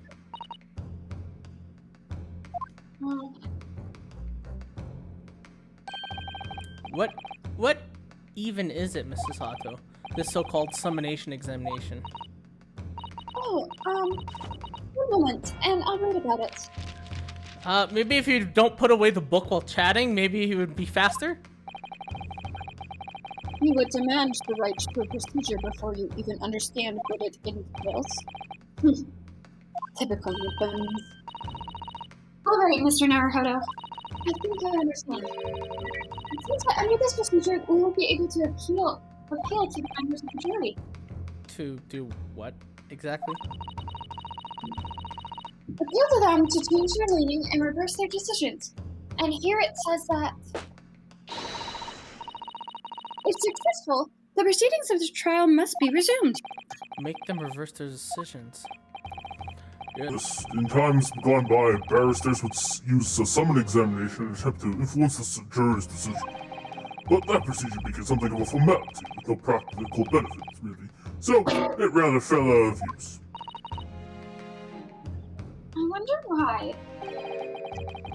Because it was devoid of purpose. Changing just one member of the jury's mind would be hard enough, let alone several. No self-respecting defense barrister would even assert his right to try in this day and age. Still, I don't see any mention of the procedure actually being formally revoked. What are you suggesting? I'm suggesting that although it may be antiquated and largely forgotten, it isn't yet extinct. What do you think, Mr. Naruhodo? Summonation examination. Our last possible option. Do we assert our right to carry it out or admit defeat? Of course! Oh yeah, sir, you're right. The defense He wishes to assert his right to summon an examination, my lord. Objection! London is the capital city of the most powerful nation on earth. We have a duty to the world to exemplify the very highest standards of judicial procedure. Summonation examinations are an embarrassment that should remain. But if it's our right, then it's our right. I believe it could prove vital in this trial. The defense's petition is perfectly valid. The court will proceed with a summon examination. This is madness. Foreman. Are you and the remainder of the jury ready? I'm not. There was no mention of this in the letter I received, you see, so. All members of the jury will be asked to explain on what grounds they have reached a decision. What grounds? You must all justify your decisions and explain why you believe the defendant to be guilty. Well, my lord, if you're rather putting us on the spot. This is most irregular. No mention was made of this before. I don't really hold all this justifying, Mark. That seems to have thrown the jurors off. It seems none of them have experienced this before. Alright then. Summonation examination. A defense procedure no practicing lawyer has attempted for years, is it? Well, just maybe. It might be the opportunity we've been looking for. To turn this trial around. Yes, right. So be, ladies and gentlemen of the jury. The court hereby calls upon you to state the grounds on which you find the defendant Magnus McGilda guilty of the most serious crime. Ooh, I've never done this before. Yeah, Judicial findings! Yeah, this is different. Ooh, this is new. There was no one else inside the carriage at the time, so it has to have been him. I trust the driver. He has an excellent memory. It seems. Four passengers with fares totaling 20 pence. He stuck the chap next to him just like this. Brazen, I must say. Absolutely brazen. I have simply typed and collated all the statements made this far and drawn to a logical conclusion. You can trust the guild. Fair fares is our motto. We haven't raised prices above 4 pence for years. Wait. What do you mean Okay. by... Oh no, I was just thinking. I will tell you my idea later. Okay, you want us to read this last one? The scoundrel stabbing a poor man on the floor. It's a beggar's belief. Interesting. I'm starting to wish I hadn't pushed this for now. Some of the jurors don't seem to have wonderfully formed arguments, do they? Well, let's see what we can do. We need to get these 6 people to change their minds. I'll have to throw everything I can at them and use some very persuasive language. Just a moment, Mr. Naruhodo. According to my book, that's not quite how it works. Oh? I thought I was going to have to father Icy Minds with some heartwarming rhetoric about the defendant. Unfortunately, once the jurors have decided the defendant is guilty, they're unlikely to heed anything the defense says. But then... At least they've reached their conclusions by their own reasoning, you see. Their pleas reflect their sound of the cases. In fact, it could recoil on you. The more you try to persuade them, the more instructive they become. Then what on earth am I supposed to do? Oh dear. I'm just citing what I read about British law. Right, I'm sorry. Do you have any idea how to make this work then? Well, from what I can understand, the key to this procedure is using the jurors' own words to make their arguments. What do you mean? Well, the first members of the jury are randomly selected members of the public. They may appear to present a united front, but the truth is, they are complete strangers who just happen to find themselves here in the courtroom together. And that's the way to break them down, you mean? Yes, exactly. You must listen very carefully to what each member of the jury says, and see if we can identify any contradictory statements. If we can, then we can contrast the statement and put the corresponding jurors against each other. I see, so it's contradictions of what 2 or more jurors are saying that we're looking for. In a way then, this is similar to a regular cross-examination. Oh, yes, I suppose you're right. Find the contradictions in their statements and pit the jurors against one another to break them down. Alright, I might be able to pull this off. No, that's not right. Ah! I have to pull this off! Then we start the proceedings, counsel. I would ask you to take the stand for this, please. I'm expecting a clear and concise rebuttal. Yes, my lord. Oh, I have to take the stand? Ooh! Yep. Jury examination. Oh, this is interesting. Okay. I Okay, love how do these I- sequences. They are so cool. Okay, so 4 passengers with fares totaling 20 pence. Yeah.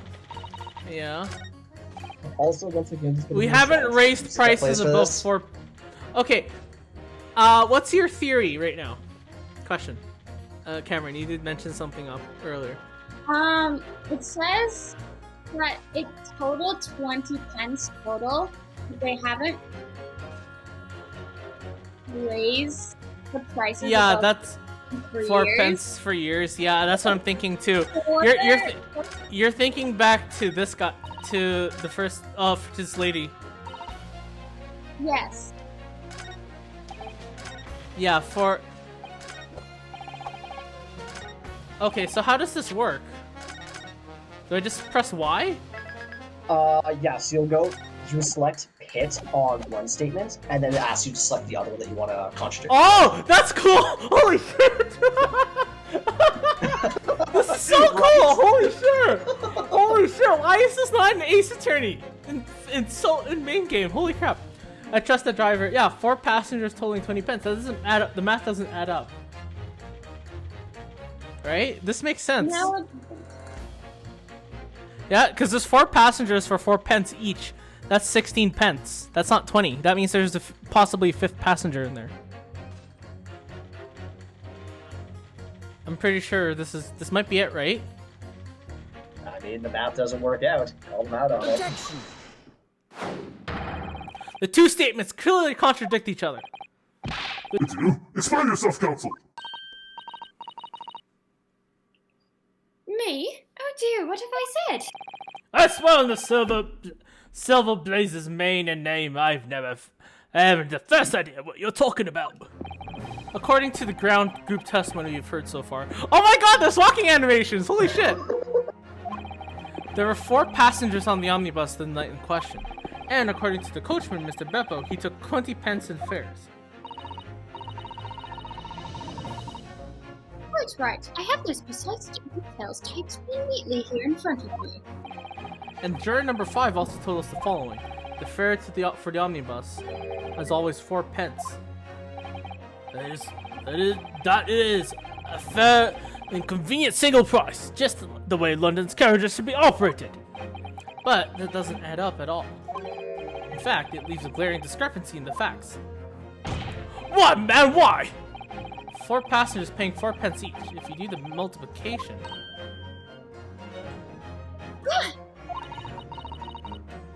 We'll pay 16 pence. Exactly. As I said, it doesn't add up. The figures are different. By 4 pence, in fact. Or precisely, 1 person's fare. One person's fare? Yes! In other words, on the omnibus that night, it's distinctly possible that there was another passenger we've heard nothing about. Good gracious! Oh, interesting. This can't be right! The coachmen of the guild are good, honest men, once and all. Trustworthiness is our watchword. The figures your coachman claims for certainly do not add up. Your watchword, good sir, is a fallacy. I beg your pardon! Mr. Guildsmaster, I think you ought to consider that if this trial were to end now, the news will surely spread all over London. The news that one of your coachmen tried to hide the fact that he lets nefarious characters ride in his omnibus. Alright, how makes it so this miserable child doesn't it, hmm? Zara looks so happy. Well, according to my book here, you simply launch a ball of fire into the innocent side of the set of spells. Yeah, hold your horses there, coachman. We were on agreement. Why do you have to go in? Wait, I'll get my hands on you, Beppo! Interesting. Ooh. Ah! This is all irritating. Begging your pardon, sir. I'm going to do the same. Oh, interesting. This is basically a back and forth. Holy crap, that's cool. For the love of Mike, not you as well. A penny can be the difference between a smile and a tear, after all. I certainly can't contest continuing to doesn't follow my exact and standards in financial matters. Oh, really? I, for one, am the only person that was there from the beginning. Oh, well done, Mr. Naruhodo, you did it! If you can manage to change 2 or more jurors' minds, you can force the trial to continue. 2 more, actually. There is something else that's been bothering me about a couple of their assertions. And that's what you must strike next. So you need to pit 2 or more jurors against each other and show that there's a contradiction within their assertions. Exactly. You can do it. Well, the scales of justice have shifted, but they still weigh heavy on the side of guilt. Counsel, you have the floor again. Continue with your summonation examination. Ah! Oh my god! Oh my god. Oh my god. This is so cool! Oh my god! Ah! This is amazing! I've never done this before! Where I actually have to pit people against each other. Why is this not an ace attorney? Oh my god. I'm sorry, I'm having a spasm right now. Excuse me. No worries, man. This is cool. Excuse me for a minute while I need to gather my composure about what the fuck just happened. That was how amazing it was. Anyway. Okay, so there's no one else that could have in the carrot at the time. She's already changed her stance. He struck the chap next to him just like this. I have typed them down and drawn the logical conclusion. You don't have anything interesting to say. Yeah. Scoundrel stabbed the poor man on the floor. Oh, okay, well, there's a contradiction right there.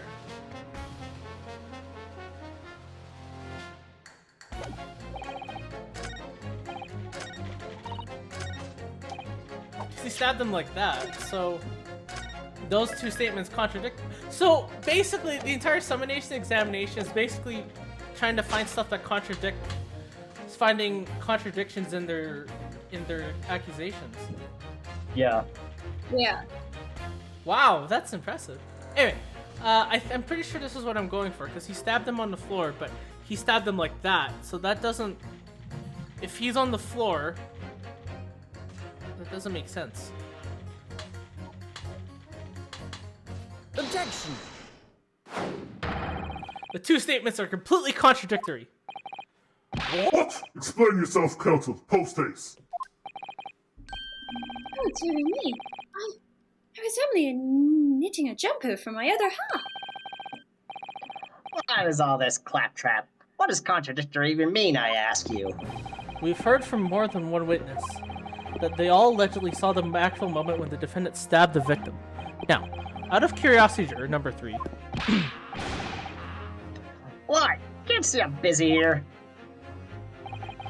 How would you say that the defendant stabbed the victim? What sort of motion was it? Ha! Want to test me, do ya? It was like this. stuck the fellow next to him without even getting up, just like the Prim Banker said. Yes, that was Mr. Fairplay's testimony. Quite true. Now then, juror number 6. Oh, it was me, is it? Can I do for you, young man? How would you say the defendant stabbed the victim, madam?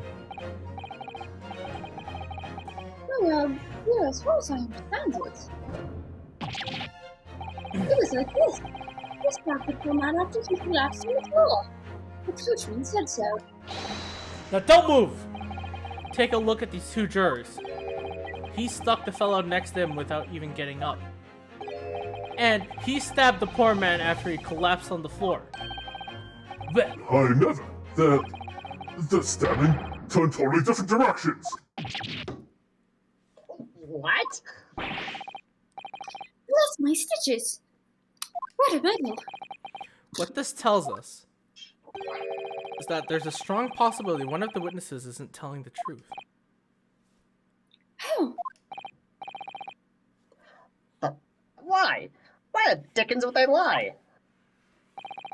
I don't know that yet, but what I do know is that if the trial ends at this point, we may never find out. We may never know the real truth. Ladies and gentlemen of the jury, can you really let that happen in all good conscience? Lies, you say? Oh, dear me. I can't abide people telling lies. Okay, so it's even.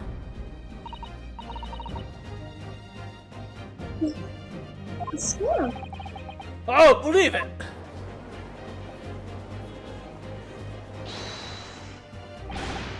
What?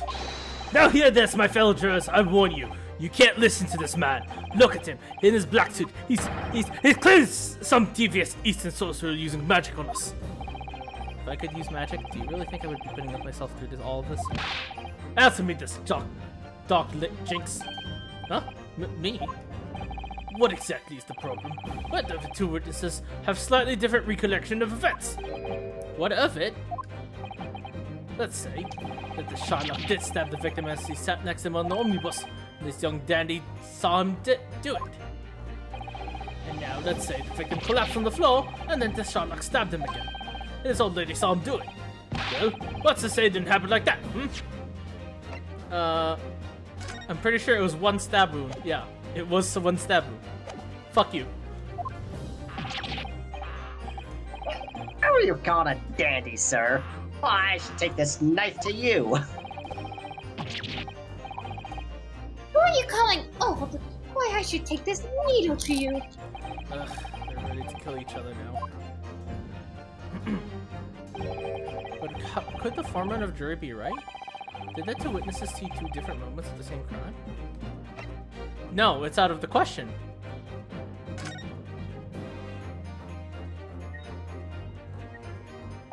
Unfortunately, Mr. Foreman. What is it, you Dr. Jinx? Come on, out! Come out! Out with it, then! What you're suggesting is impossible. It's out of the question. What are you talking about, man? How can you possibly say that? You really do realize I'm only doing my job. As foreman of the jury, I have responsibility to steer everyone in the right direction. So, where's the evidence, man? That's what we want to see.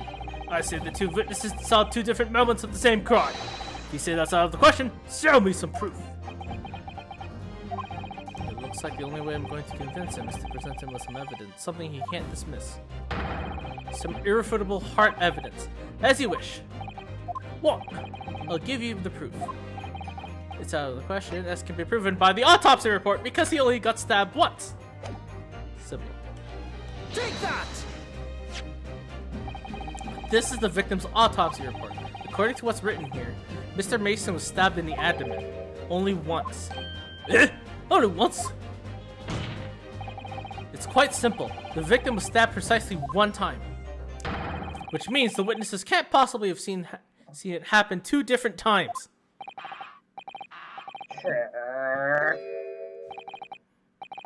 Alright, I concede defeat. Hey Ding ding ding ding ding ding ding ding ding ding. Wait, that means 4 jurors are now leading to not guilty.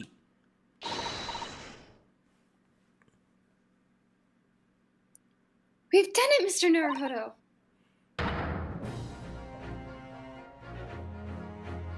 We've won! Oh wow, that's really cool. What are you playing back, you dandy fool? Shut your trap, sir. No one deceives me. Well, we had a consensus. I said shut your trap. I know a liar when I see one. And if the chap ever dares cross the threshold of my shop, I'll take this razor-sharp blade and shave every last hair off his head. Please tell me that he's a barber. Well, quite remarkable turn of events. The defense examination examined has flipped the balance of the scales of justice. The jurors now stand at 2 for guilty and 4 for not guilty. Accordingly, there is no longer a large enough majority among the jury for me to execute, and the trial must continue.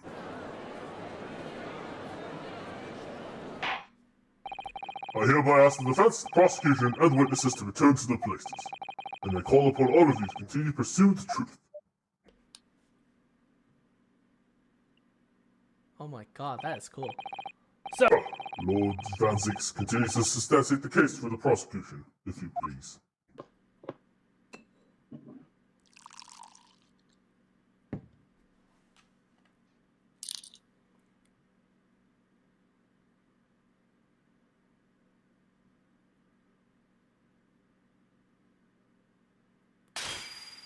oh, fuck.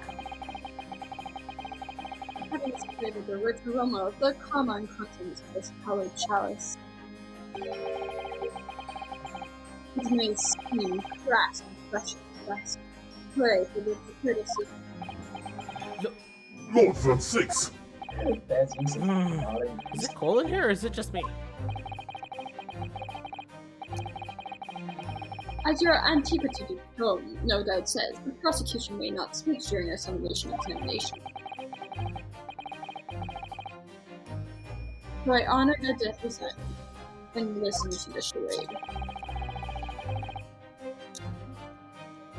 It seems I overestimated the intelligence of the jury. Well, no matter. There's nothing so hard to prove as self-evident truth, it would seem. No. Why else should we grace a question carefully of present after that? So, let us proceed to the next round of trial. Oh! Witness once more. Ooh! Interesting! What a dramatic man, bro. I know. Well, we all know who's a dramatic kid. I trust you heard the dissemination examination. Witnesses, I trust you heard the dissemination examination we just had to endure. Yes, sir. Yes, sir. I did, sir. Of course I heard it.